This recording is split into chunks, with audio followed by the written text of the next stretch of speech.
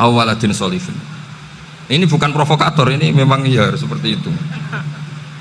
Nah terus tentang tadi la ilaha illallah yang didawuhkan Gus Azaim, la ilaha illallah itu penting sekali, cuma saya mohon itu dielmoni lah. Jadi dulu kalimat ini menjadi spesial karena dielmoni, karena dimulai dari fa'lam annahu la ilaha illallah. Terusannya ayat tuh wastaghfir li dzambika walil mu'minina wal mu'minat. Saya ulang lagi ya. Terusannya ayat tuh wastaghfir li dzambika walil mu'minina wal mu'minat. Makanya menurut mazhab Sadili, kamu disuruh baca la ilaha illallah dulu, jangan istighfar dulu. Saya ulang lagi ya. Dalam mazhab Sadiliyah itu la ilaha illallah dulu, nggak boleh istighfar dulu. Alasannya masuk akal. Orang yang kafir 70 tahun itu sekali baca la ilaha illallah itu langsung yughfar lahum ma qad salaf. Sehingga la ilaha illallah sendiri sudah punya kekuatan supaya dosa kita diampuni. Qul lil ladzina kafaru iyantahu yughfar lahum ma qad salaf. Cara menghentikan kekafiran gimana? Dia melafadzkan la ilaha illallah. Ini kalimat yang begitu saktinya sampai orang yang kafir puluhan tahun itu dosanya semuanya terhapus hanya karena melafadzkan la ilaha illallah. Nah, makanya kata Abdul Hasan Asadili wastaghfir li dzambika ay bihadil kalimah. Seseorang sah diistighfar itu kalau melafadzkan la ilaha illallah. Misalnya ada orang kafir mati kafir, sah nggak anak cucunya mengistighfari dia? Tidak sah karena belum melafadzkan la ilaha illallah. Makanya kata Abdul Hasan Asadili wastaghfir li dzambika ay bihadil kalimah. Sehingga lafadz ini spesial betul. Tapi kadang-kadang beberapa mursyid cara berpikir lain. Ini kalimah thayyibah harus dibaca orang suci, sehingga mendahulukan apa? Istighfar. Untuk supaya pas ngelafadzkan kalimah thayyibah sudah dalam keadaan apa? Suci. Itu juga masuk akal. Tapi secara meyakinkan saya sendiri lebih mengikuti manhajnya Abil Hasan Asyadzili karena alasannya tadi, yang kafir puluhan tahun saja langsung luntur dosanya karena melafadzkan la ilaha illallah. Artinya la ilaha illallah sendiri sudah bagian dari istighfar. Nah, ya tadi buktinya fa'lam annahu la ilaha illallah terus wastaghfir li dzambika walil mu'minina. Jadi orang sah diistighfari itu setelah dipastikan sah tauhidnya.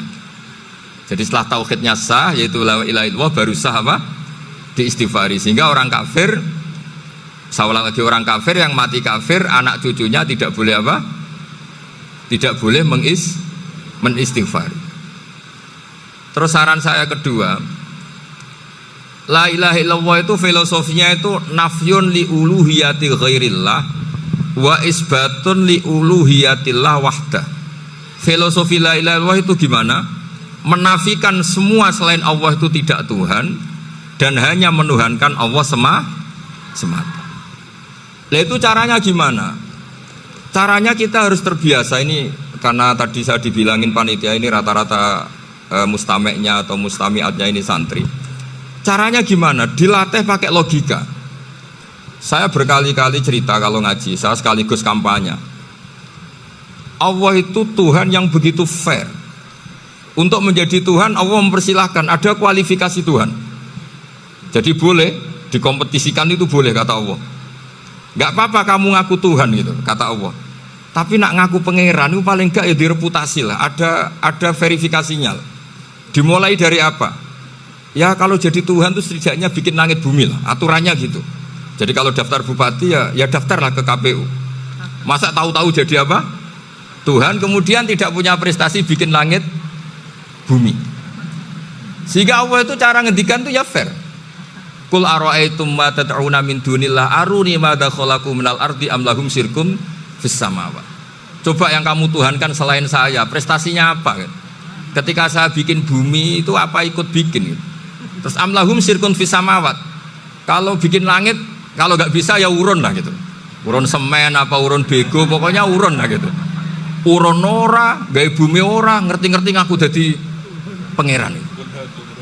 Kul hatu burhanakum. Jadi ya kan ya lucu kan, misalnya syarat kiai di Salafiyah kan keluarga Kiai As'ad, cucunya ngaji ngalim.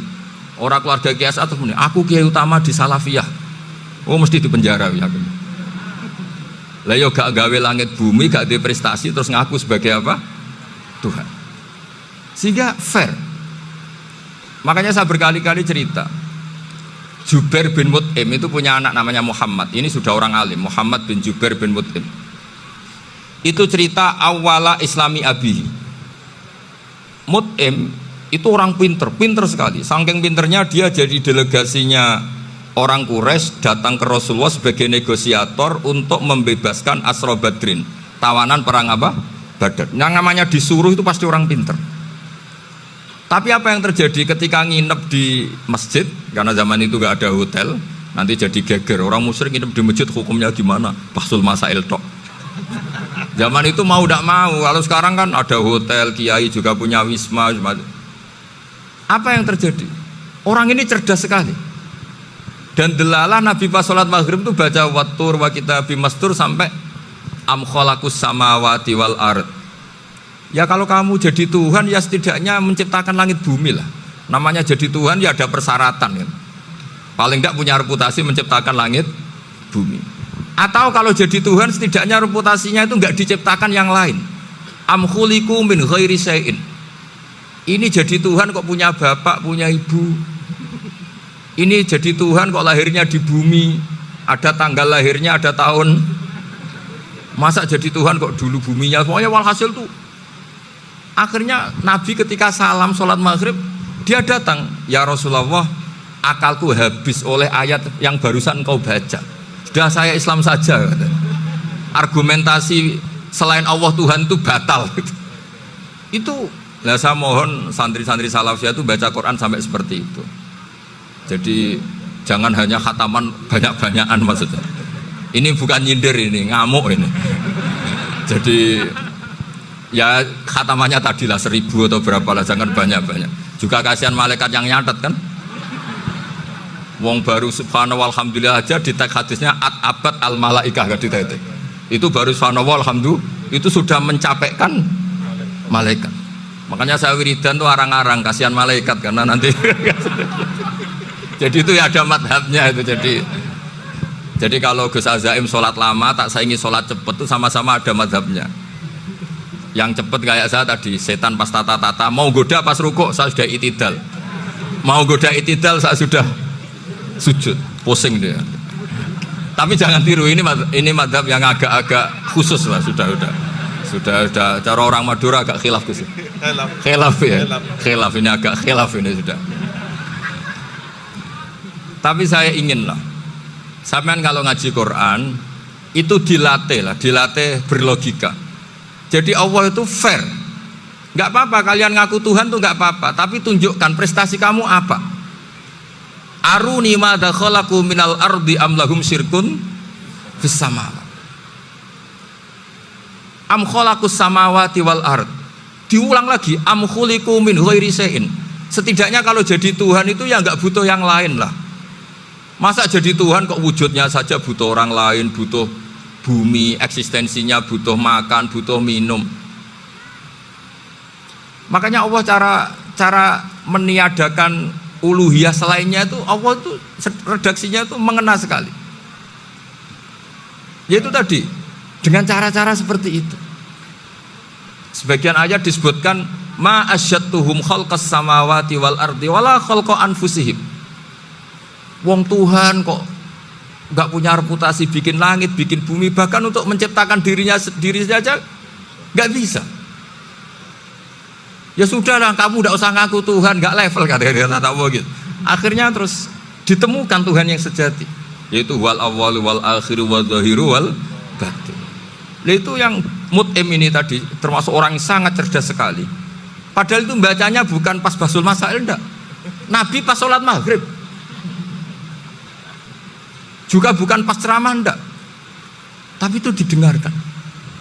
Makanya termasuk ini spesial untuk hormat saya kepada Ki As'ad. Makanya saya ini kalau mentasjik santri-santri, ini agak sensitif, tapi sudah saya tidak perlu takut fitnah.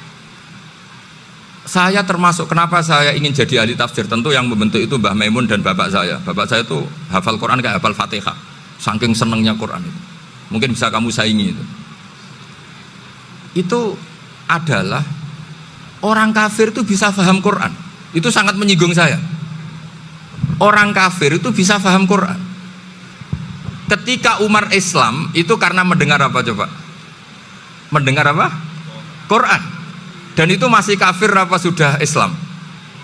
Masih kafir karena kalimat-kalimat yang di Quran itu begitu jelas, wal kitabil mubin, sehingga didengarkan orang kafir pun tuh ngefek. Makanya ketika Umar datang ke saudari putrinya, kemudian dengar Toha ma anzalna alikal Quran apa litasko, itu dia terus iman. Begitu juga Mut'im. Itu ketika dengar Nabi baca surat At-Tur ya langsung iman. Makanya kata Ibnu Jarir At-Tabari, kamu jangan pernah bilang gini, syaratnya paham Quran itu harus alim, harus gini. Lah nanti berarti orang kafir punya alasan di depan Allah, ya Allah, engkau ngadani kami dengan Quran yang nggak bisa difahami kecuali alim dulu. Lah saya alim gimana? Nggak pernah mondok gimana? Saya kafir. Jadi artinya gini loh, kata Ibnu Jarir At-Tabari, Allah tidak mungkin mengatakan gini, ifhamil Quran bima la fahmalaka. Quran itu harus kamu fahami. Sementara orang kafir karena lafadznya Quran khusus nggak bisa memahami. Makanya Quran itu dibaca. Itu banyak orang kafir yang menjadi muslim karena mendengar apa? Al-Quran. Padahal kafir. Nah termasuk tadi Muhammad bin Jubair bin Mut'im ini itu menjadi Islam ya karena mendengar Quran. Padahal dia saat itu masih apa? Kafir. Karena tadi logika misalnya nggak paham secara lafadz Arab. Sekarang misalnya nyuwun sewu ada orang ateis. Saya pernah didatangi seorang ateis yang nggak percaya Tuhan. Saya mau Islam Pak Ba, asal Anda bisa menjelaskan Tuhan itu siapa. Coba Quran dibaca secara makna, tidak secara lafadz tapi secara makna. Begini misalnya, ada orang ateis datang ke saya, Pak Ba, saya mau Islam, asal Anda bisa menjelaskan Tuhan itu siapa. Terus saya tanya, ini ngajak goblok-goblokan apa pinter-pinteran, kata saya. Terus dia jawab, ngajak pinter-pinteran Pak, saya ini doktor katanya. Maksudnya di akademiknya dia doktor, mungkin jurusan matematika atau apa, tapi di ketuhanannya jeblok. Terus tak tanya, kalau ini ada kertas, kamu suka ada rumusnya apa suka ada? Ya suka ada rumusnya. Kenapa ada kertas? Ya karena ada yang bikin. Nah kira-kira berstatus membikin atau membuat itu sesuatunya maujud apa enggak? Ya pasti maujud lah, pasti ada. Ya sudah, anggap Tuhan itu adalah sebab dari semua yang ada. Masa alam yang seperti ini, langit dan bumi ini maujudat, kemudian kamu katakan kholaqohal adam, bahwa alam raya yang maujud ini diciptakan oleh ketiadaan. Ya juga, berarti Tuhan itu ya. Ya itu yang namanya Tuhan. Lah mulai dulu kiai-kiai ngomong gitu kan saya Islam katanya. Jadi kiai-kiai itu kadang-kadang kalau dakwah pokoknya KBU digawe Tuhan.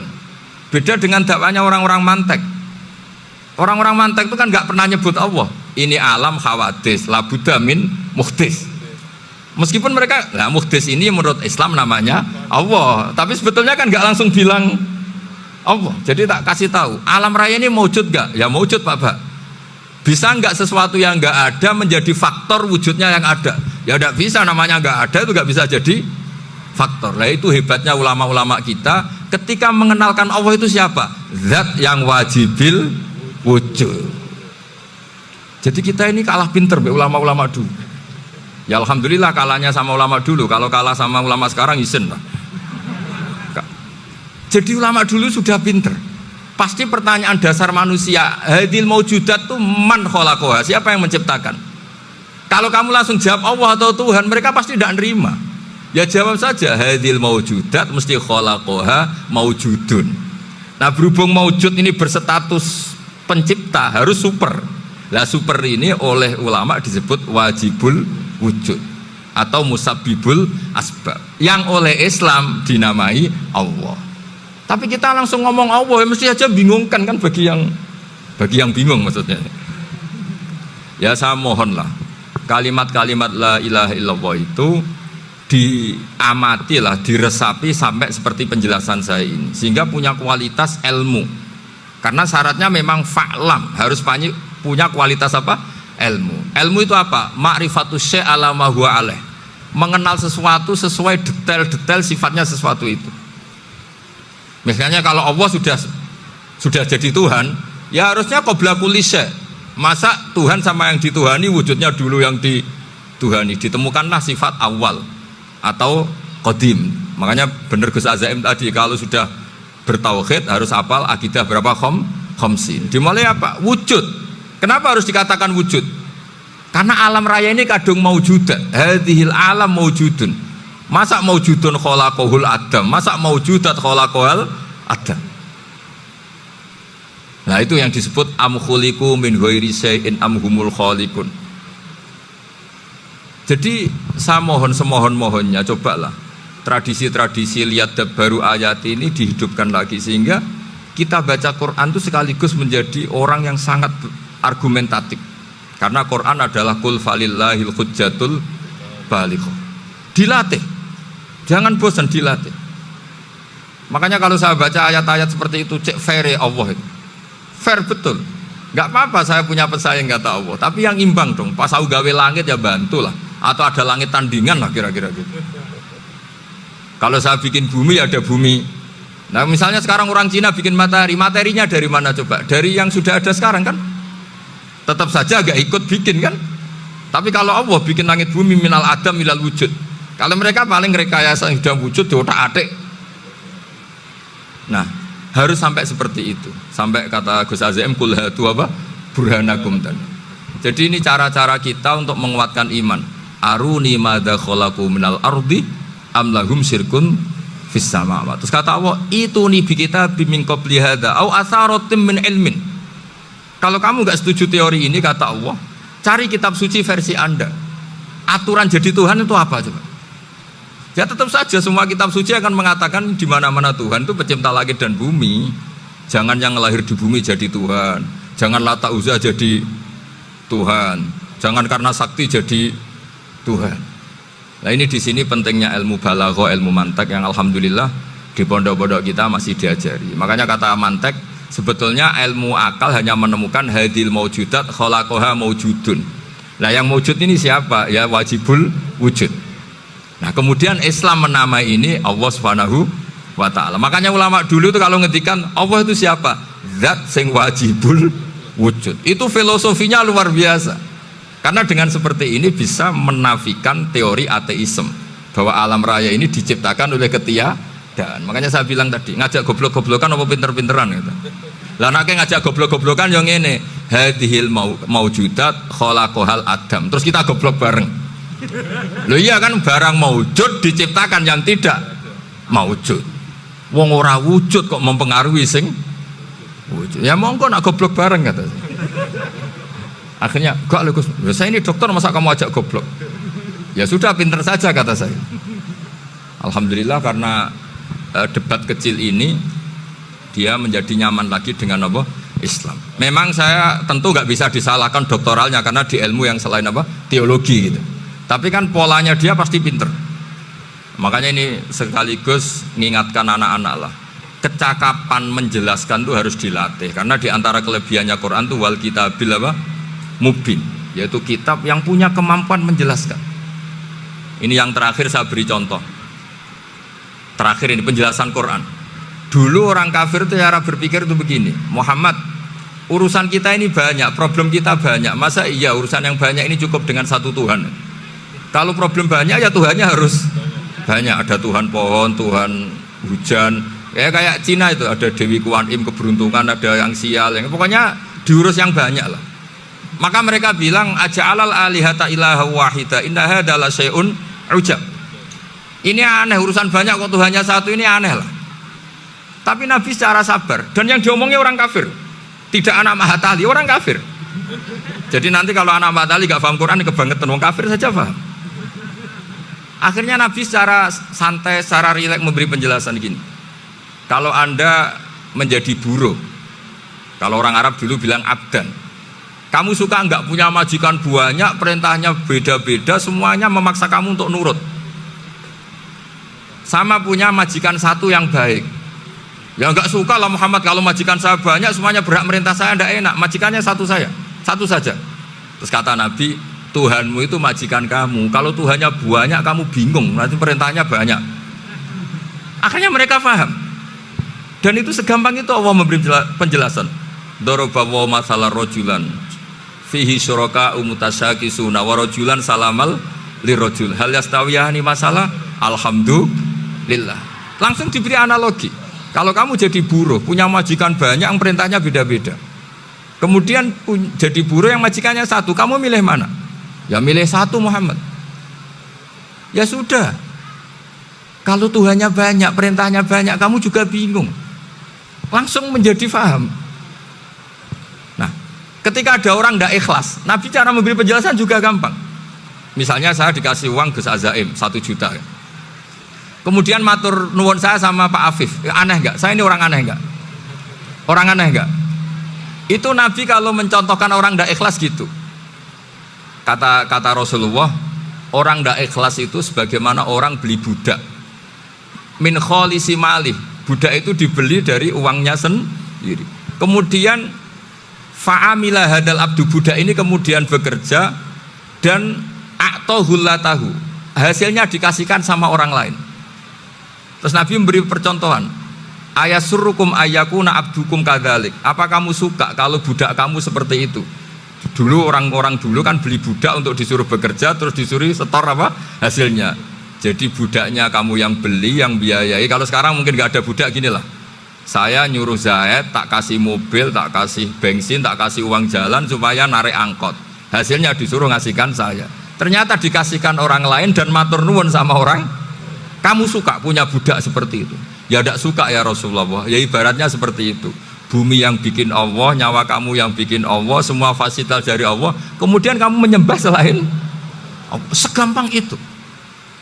Dan Nabi telaten sampai dulu yang mayoritas orang kafir menjadi mayoritas Muslim, dan semuanya tanpa paksaan. La ikroha fiddin, karena qad tabayyana rusdu minal ghayy. Cara tabayana gimana? Yaitu punya kemampuan menjelaskan.